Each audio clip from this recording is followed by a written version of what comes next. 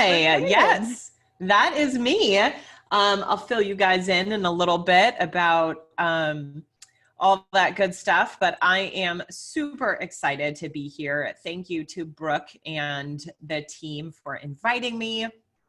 Brooke and I had a great conversation about Pinterest and what Momentum is doing with your marketplace and really educating you guys how fantastic Pinterest can be as a service. And so we are going to dive in here. I'm going to share my screen.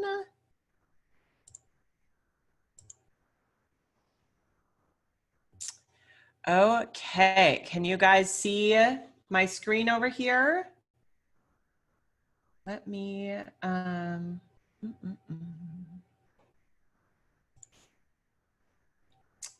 Nope, sorry, hang tight. It looks different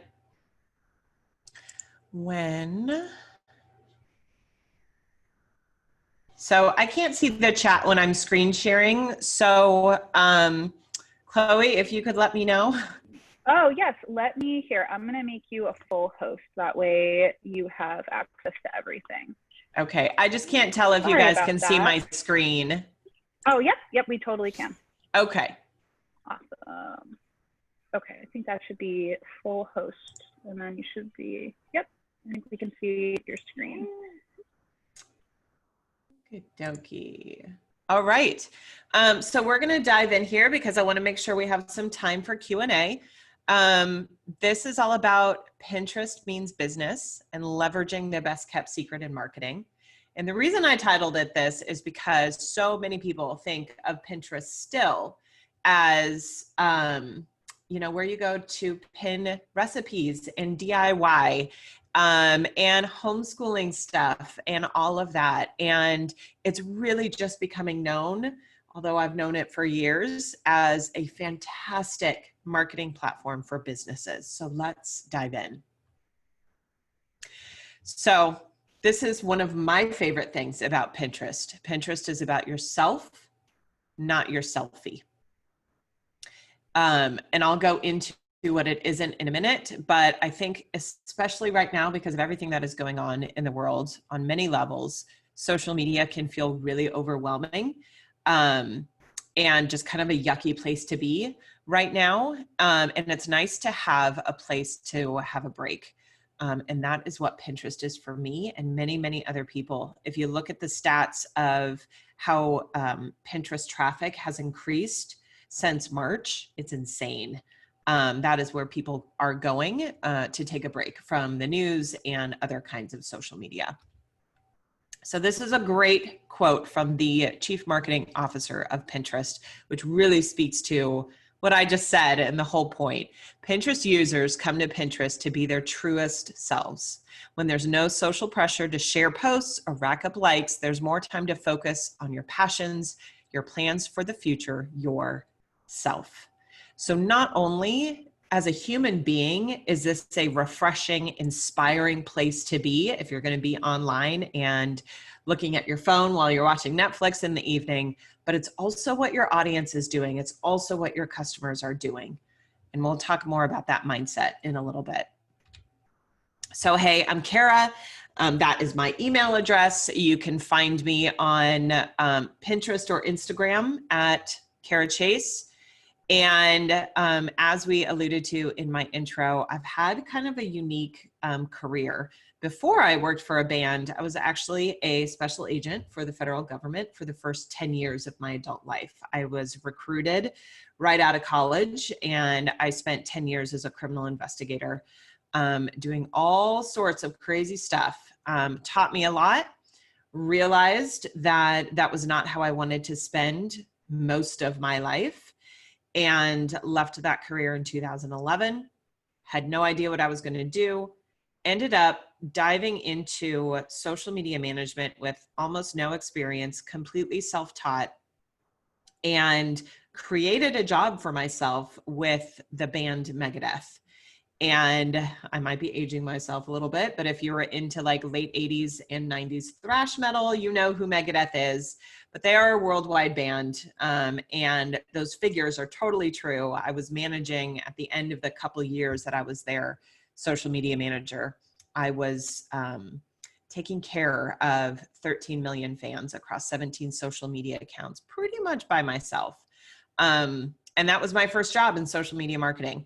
Then I did what most people do is they decide to strike out on their own and start their own business. And that's what I did. And I was doing all sorts of digital marketing, everything that could be under that umbrella. So building websites, email marketing, blogging, all the social media platforms, and Pinterest. I was doing paid advertising, like everything. And I was doing this all on my own as a solopreneur.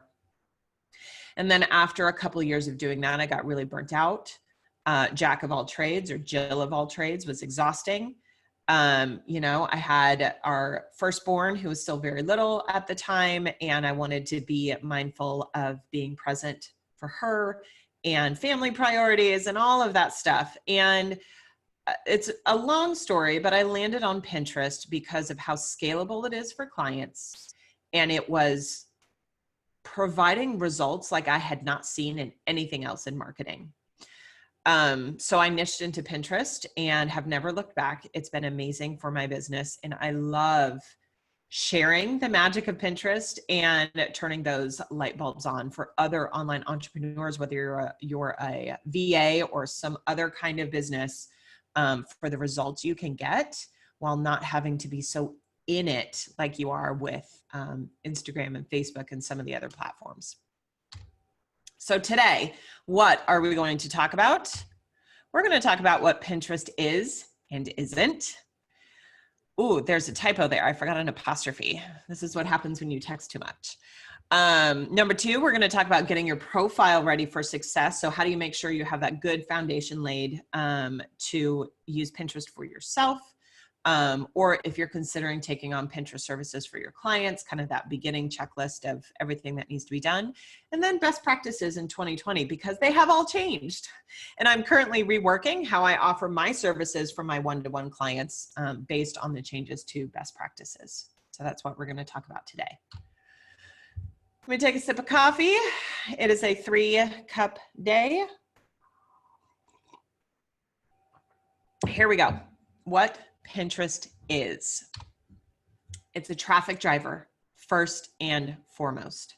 My aha moment with Pinterest was after almost a year, it was about 9 months of doing my entire digital marketing, social media services as a small business owner. I had been pumping out blogs to build my expertise because all of my social media marketing had been behind the scenes before for a brand or another business, not as myself. So I was creating content, building expertise, like the churn of the content hamster wheel.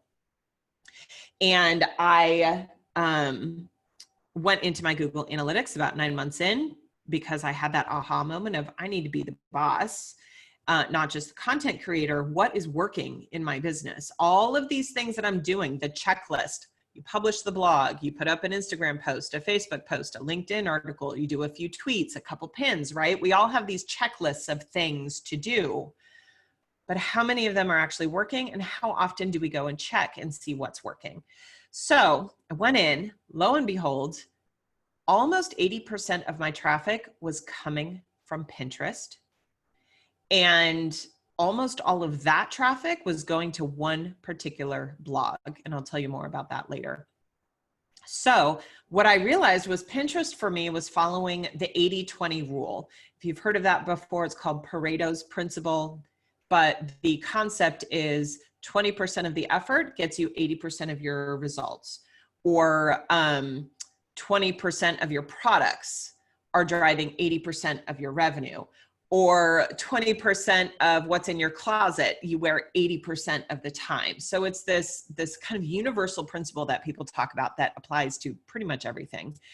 And what I realized immediately was Pinterest is 20% of my efforts and 80% of my traffic. I have had conversations constantly over the years with other online entrepreneurs who come up to me after a, presentation or speaking gig or whatever it is, saying, oh my gosh, Pinterest is driving so much traffic for me and I'm not even doing anything. And other than that checkbox of publishing and content marketing, my answer is always, if it's working this well for you without a strategy or hardly any effort, imagine what it could do for you if you had an actual strategy. So number 2, it's a visual search engine. It is not social media. That's on the list of isn't as well, because I really want to drive that home. It combines a keyword-based algorithm platform with the visual appeal that people are used to at this point with interacting with their content. So Pinterest actually has much more in common with Google and YouTube than it does with Facebook or Instagram. It very unfairly gets, lumped into social media, but it's not. It is a visual search engine. It's evergreen. This is the best part about Pinterest, but it's also a sticking point as far as how you have to understand your content. So pins live forever. And what happens is I create pin A, put it up on my Pinterest profile. I do great keywords. It's a great graphic. It starts getting seeded out in the Pinterest algorithm and showing up in search results and home feeds. And Chloe sees the pin when she's on Pinterest, decides to repin it or save it to her own profile because she wants to look at it later. That is no longer pin A, that is pin B, or you could say pin 1, that's now pin 2.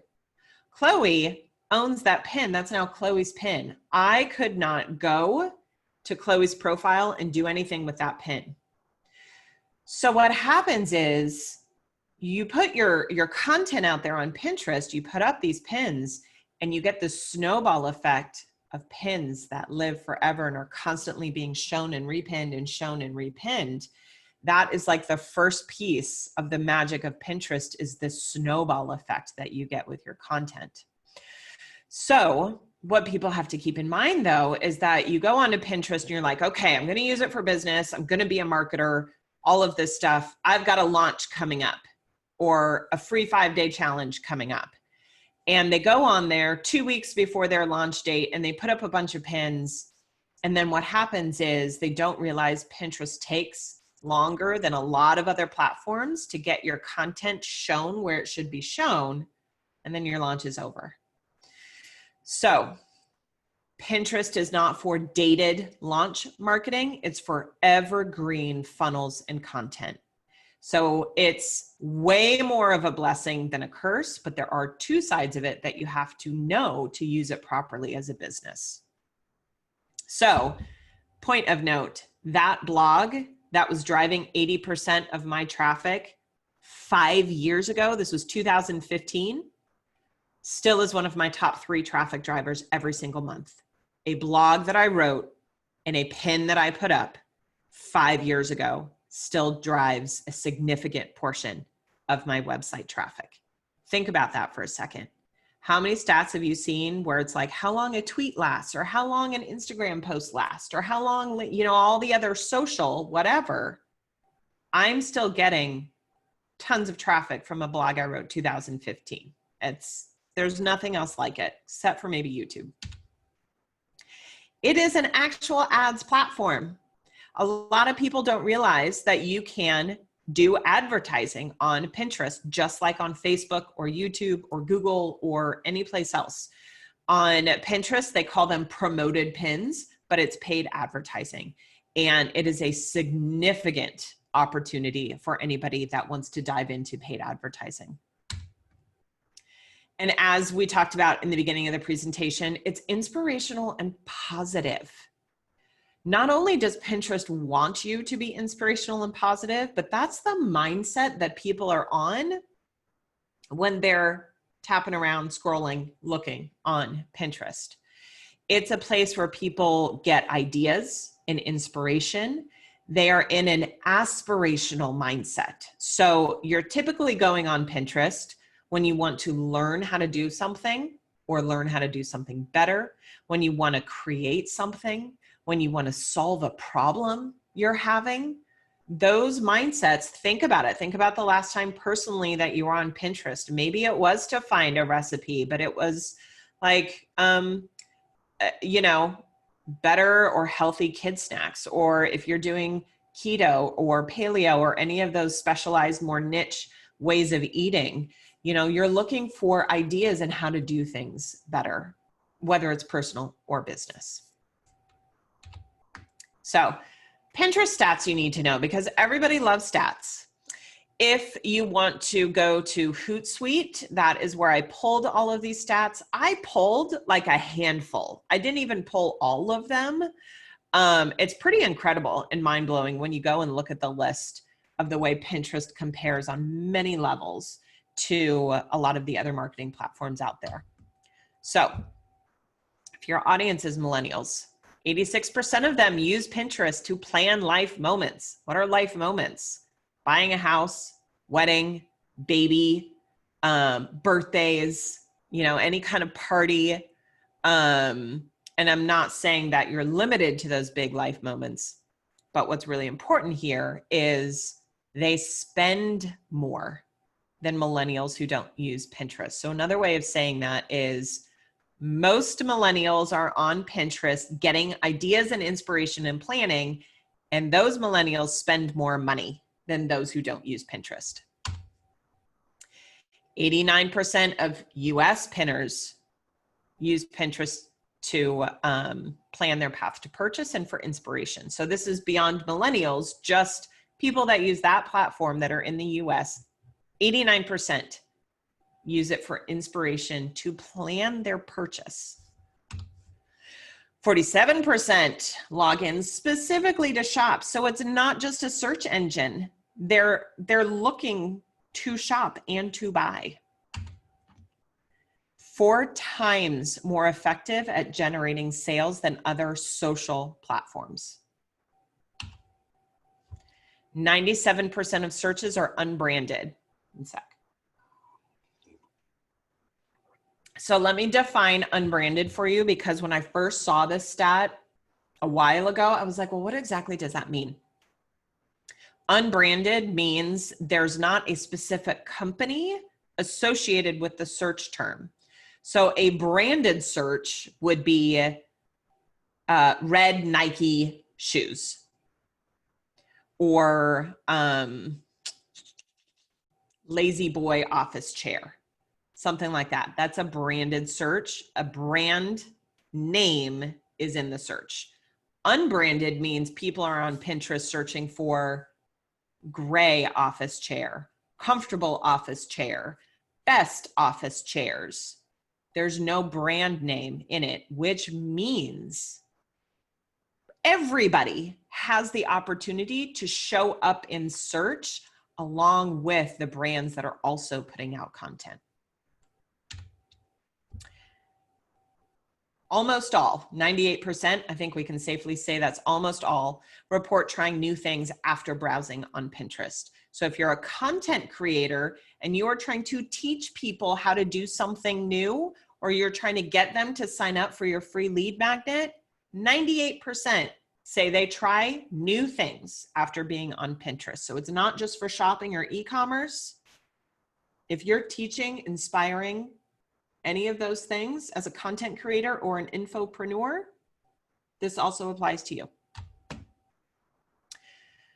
Paid advertising. People that use Pinterest rate them as almost 1.5 times more relevant and useful than ads they see on other platforms. So we've all been on Facebook and Instagram where you're like, well, why am I seeing this ad? None of this has to do with me, all of that kind of stuff. Pinterest users say the ads they see on Pinterest are more relevant to them, what they're searching for, what they're doing. Okay, here's the big point. Only 28% of marketers are using Pinterest for their brands. This is magic sauce. This is It's proven to be more effective, more relevant. What I didn't put in there is how much cheaper it is, and how much more the ROI is on your ad spend. But this is why I said it's the best kept secret in marketing. There's a huge opportunity there. So what Pinterest isn't, it's not social media. Thank goodness.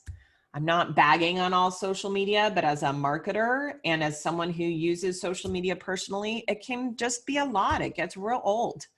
So it's not yet another platform where you have to engage and you have to, follow people and do all of these typical kind of classic social media engagement moves, which is very refreshing.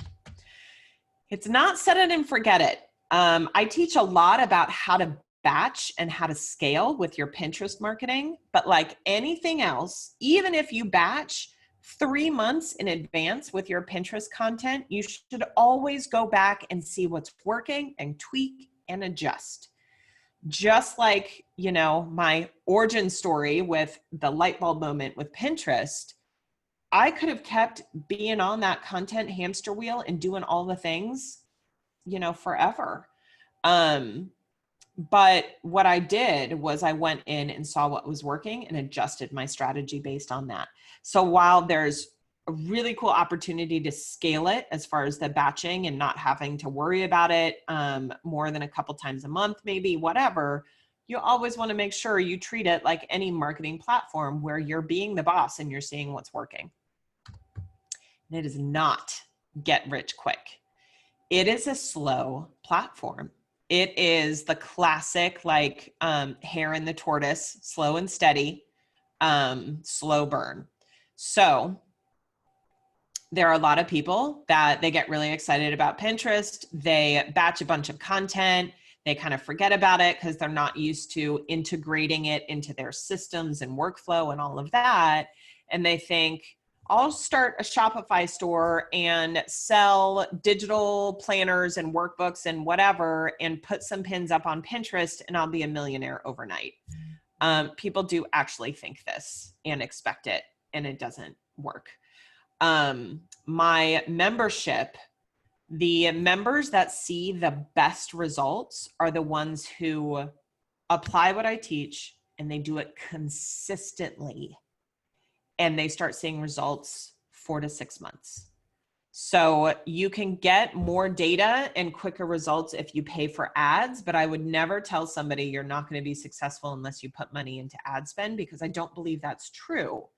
It just takes longer. So knowing what to expect going in to a strategy is essential.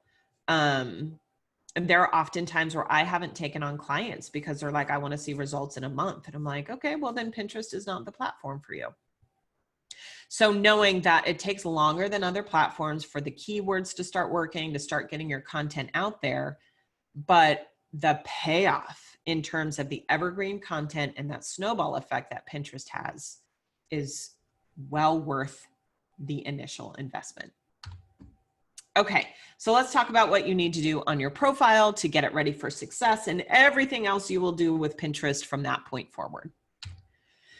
You got to have a business profile. So a lot of people will ask me about the personal versus business. Should you have one? Should you have two? What you need to know is a business profile is what gives you access to analytics, Pinterest analytics, data insights, audience insights, paid advertising, and a lot of other things that I won't bore you with because it's just a laundry list of things. But a business profile is what is going to get you access to all the data you need to form a strategy. Business profile also lets you connect your website to Pinterest so that they can start talking to each other and tracking what's working and what isn't. It's free. It doesn't cost anything. It's like 2 clicks to switch from a personal to a business. So everything from this point forward is with the understanding that you have a business profile. As far as should you have one or should you keep business and personal separate, that is totally up to you. But what you need to know is if you're going to have one profile, your personal boards should be secret. You don't want to attract people to your personal boards that have nothing to do with your business. So I have one profile because I manage a ton of different client accounts and I just didn't want one more. All of my keto recipes and home decor and at-home workouts and all of that, like my fashion, clothes, outfit ideas, all of that stuff that I'm still interested in as a personal user, that's still on there, but they're secret. So it's not attracting people to my Pinterest marketing profile that are only interested in keto recipes. So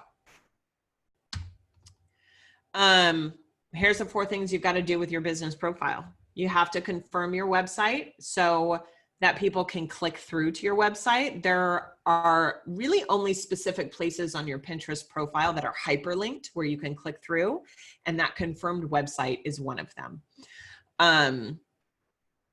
You do have to enable rich pins. Rich pins, the easiest way to explain it is when you have them enabled, Pinterest is able to pull more data from the website URL that the pin is connected to give more context and better searchability to that pin.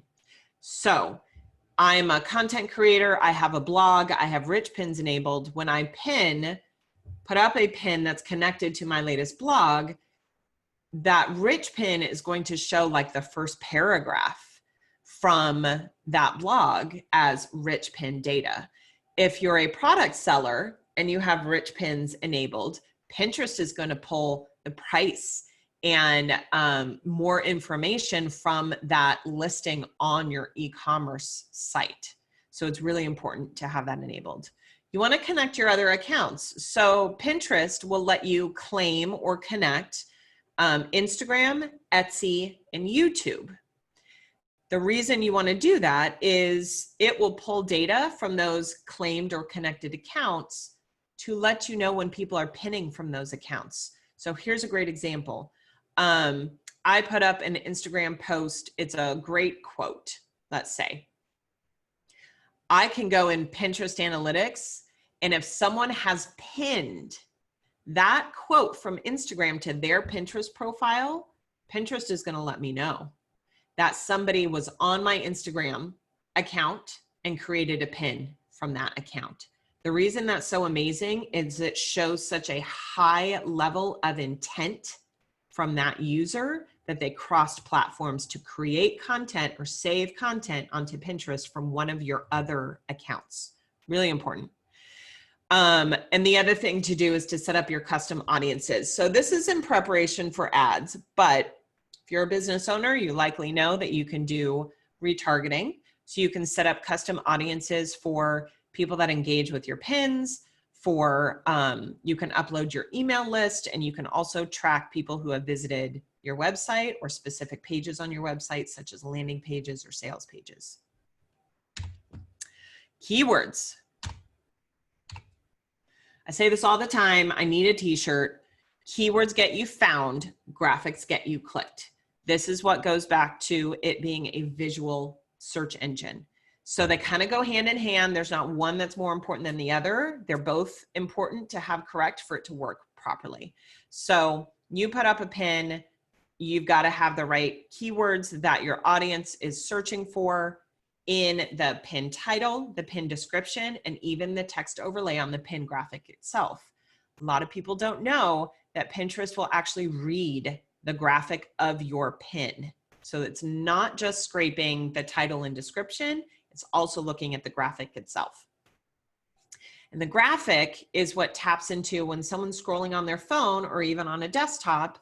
The graphic is what draws people in, that split-second lizard brain, something that attracts them to that picture or graphic or whatever it is to get them to click through to your website. So the keyword is what's going to show your pin in the different feeds, but the graphic is what gets people to click through. So think like your audience. When you type into the Pinterest search bar, what are you looking for? How do you type phrases? You might type in Pinterest marketing tips or Pinterest marketing strategy, or how to something or best something, all of those great keywords. One of the biggest search terms on Pinterest is the word ideas. So if you type in ideas for, that does really, really well on Pinterest.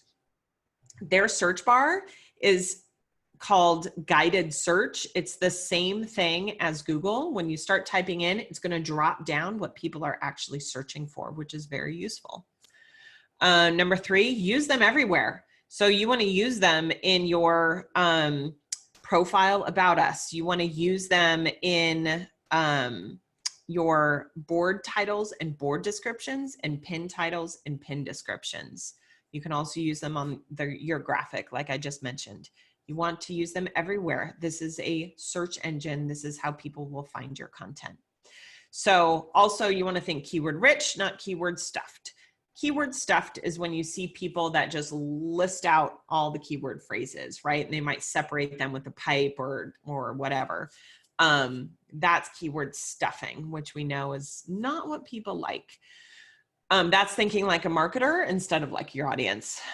Keyword rich is when you put, you know, the top keywords that apply to your content or your product into actual 2 or 3 sentences like people actually talk. Like, learn how to create a Pinterest marketing strategy with these top 5 tips.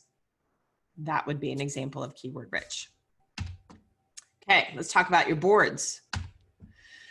I get a lot of questions all the time about, well, how many boards do I have? What board should I have? Like, I don't understand. I do one thing. So how do I have more than one board? It really hangs up people a lot. So you've got this Venn diagram here of what you offer, what your audience is looking for, and complementary industries. So that middle is what you want to shoot for. Complementary industries are things like, okay, so I have Pinterest marketing, right? That's what I offer, Pinterest marketing strategy. Complementary industries, social media, email marketing, website creation, membership and online courses, those kinds of things, because I know my audience, I serve online entrepreneurs, and what I am offering is not just what they're looking for. They're also looking for all these other subjects. So you can have as many boards as you want. I typically recommend having at least 10. You're always going to have one board that is on brand. It's your brand board, and it only contains pins that go back to your website. So my brand board is only my blog, my landing pages, my sales pages, my funnel pages. It's no other content. Every other board I have is a mix of my own content and curated content from valuable resources that I think my audience would find useful. Hopefully that makes sense. If you have a question, like, I can't see anybody else's anything. So if there are questions or whatever, we'll get to them when I'm done. Let's talk about your pins. So here are the 4 golden rules for a pin. It's got to be vertical, 2:3 ratio. The standard size right now is 1,000 pixels wide by 1,500 pixels tall. If you use Canva and you click pin, this is the dimension that they're going to give you. You've got to have great photos, lifestyle imagery, people using your product, people being able to imagine themselves or their result after the problem you're solving, just really good lifestyle imagery.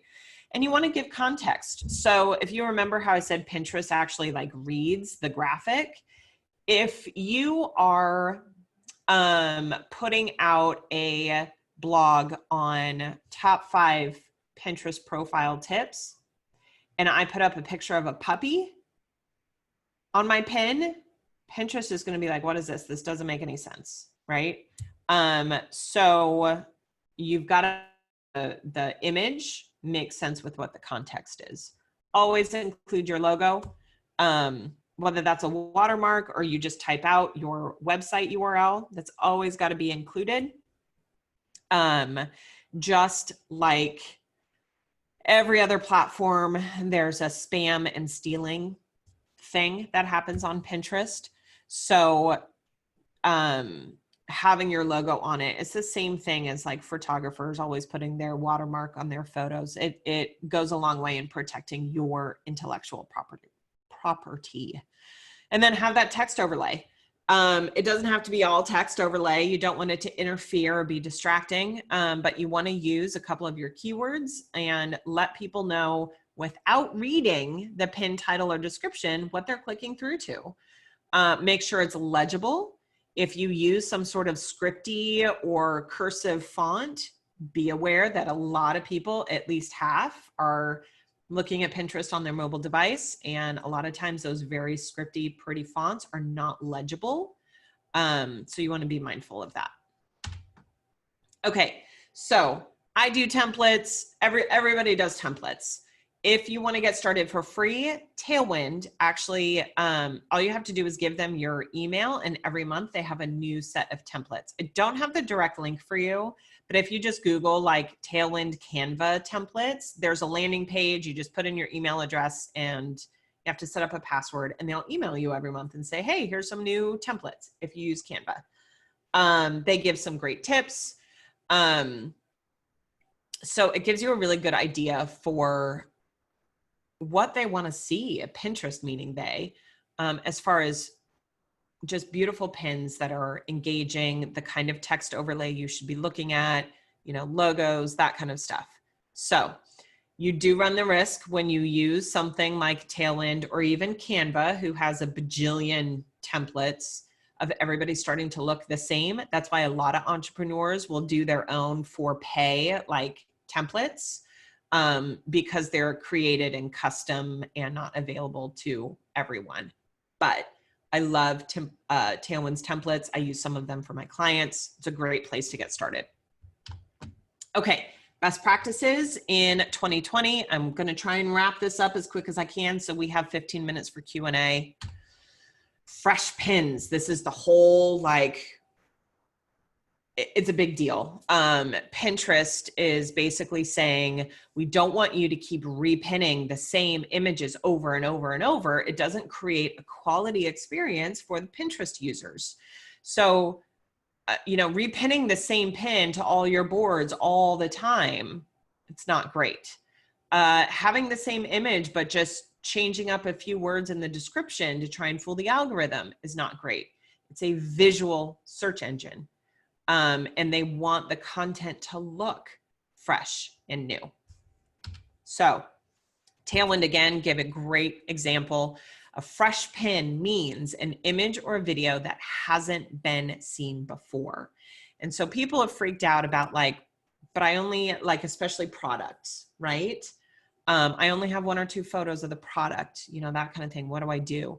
Here's an example of the same thing, virtually the same image, different angles, zoomed out, different, you know, what flipped around, whatever it is. And then they've got different fonts, different keywords. Like this one is 4 steps. This one is DIY. This one is 4 easy steps. All of these things that make it different enough for it to be a fresh pin. They have said, like, if you use the same image and you move it over like 3 pixels to try and fool the algorithm, that's not going to be enough. So this is a fantastic example of one piece of content with a very similar photo and what would constitute, these are 5 fresh pins. Okay, creator versus curation. Pinterest has said they want you to be creating content. This is a complete flip from when I started doing Pinterest marketing like 5 years ago now, okay? So it used to be they wanted you to curate content, and they wanted you to have an 80-20 split where it was like 20% your content and 80% other people's content. We would see this a lot with traditional social media, where they tell you, you know, if you're going to do Facebook posts every day, we want only 20% is like the ask, and 80% is sharing valuable resources. So that's the way Pinterest used to be, curation. Now they've come out and said with this fresh pins concept, no, this platform is for creators. We want you to be creating content, and fresh content at that. So an important point is that they're not saying every pin has to go to a new piece of content. You don't have to sit there and blog 5 times a week for it to be fresh. On Pinterest, the pin itself is the content. So to go back to this is one blog. You can create as many pins as you want for a single blog. So the creation part for Pinterest is not the blog, it's the pins. And that's a really, really important point. When people think about starting a Pinterest strategy and they think I have to pin 20 times a day, and how am I going to do this? Because I have 10 blogs and I just started my blog, you know, whatever. It's not about creating new content. It's about creating new pins for the content you have. So flip-flopped in 2020 from 5 years ago. You want to aim for 80% of what you put on Pinterest to be your content. You want to have content congruency. What does that mean? When I mentioned you don't want to put up a blog about 5 tips for Pinterest marketing and have the pin image be a puppy. The image you use and the text and keywords you use have to be congruent with the page that it's linked to. So you could easily make a mistake of linking to the wrong blog, and Pinterest will see, wait a minute, excuse me, that blog is about how to put up your email list on Pinterest, not 5 tips for Pinterest marketing. So you've got to make sure that everything is cohesive and congruent. Be careful of spam. When you're finding your 20% curated content, there's a lot of spam on Pinterest, just like there's a lot of spam everywhere. So you want to make sure, and there's a few tips and tricks to do this. There we go. I'm back. You want to make sure, and there's a few tips and tricks for how to quickly assess if something is spam, that you're not repinning spam, because then Pinterest will see that you don't repin quality content. And you want to be a good community member. If you're part of group boards or Tailwind tribes or whatever it is, you want to be resharing good curated content. At this point in my business, I know for myself and my clients, my go-to, like who I'd like to share from, because I know they have quality content. I know they're not spammy. I know they don't have a bunch of ad pop-ups, and my audience is going to get a lot out of what they provide. If only 20% is other people's content, make that extra effort to have that list of people you like, or make sure it's really good, high quality content. It will affect your profile. Consistency. This might be one of the most important factors for Pinterest. Just like every other platform, if you post a whole bunch and then you disappear, they don't like it. So start slow and practice your workflow. Get that creation system, your graphics, you know, your keywords, all of that.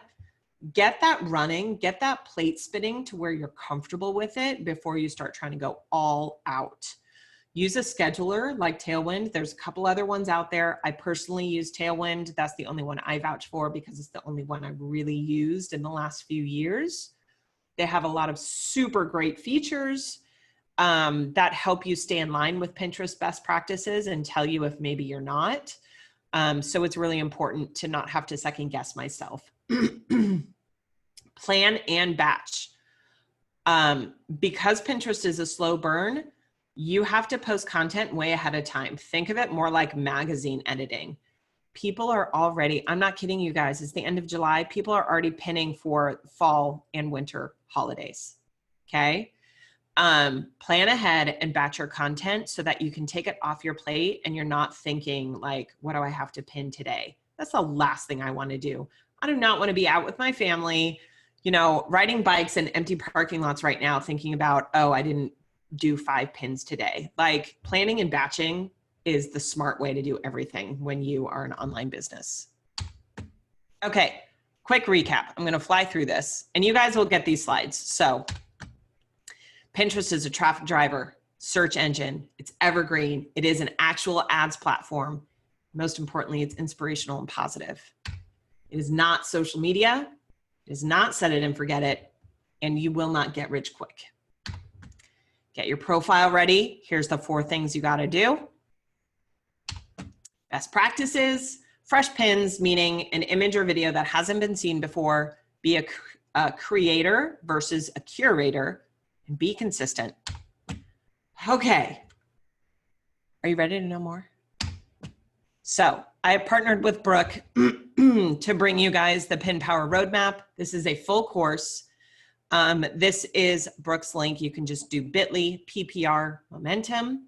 What it is a step-by-step, all the way from literally switching to a business profile to running your first traffic promoted pins campaign and everything in between. Every single step comes with video screen share tutorials because I like seeing instead of like reading. It's super comprehensive and is definitely going to be what you need to have a good understanding of not only how to use Pinterest marketing for your own business, but if you want to set up this as a service that you're offering your clients. So again, bit.ly/PPR for Pin Power Roadmap Momentum. That's it. That's my email. If you want to get a hold of me, I'm going to stop sharing. Okay.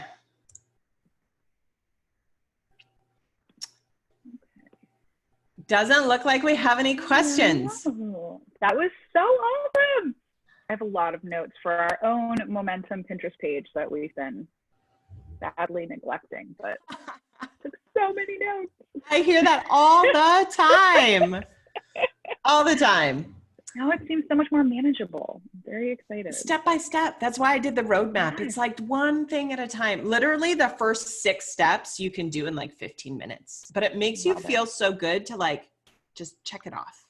And even if you've done a lot of these things, like, yeah, I have a business profile, just being able to check things off so you know you haven't missed anything is super valuable. All right. Oh, I think we do have some questions. Let's see. Oh, Leanne has something. Okay, so I signed up for your course during this because I love what you're teaching and how.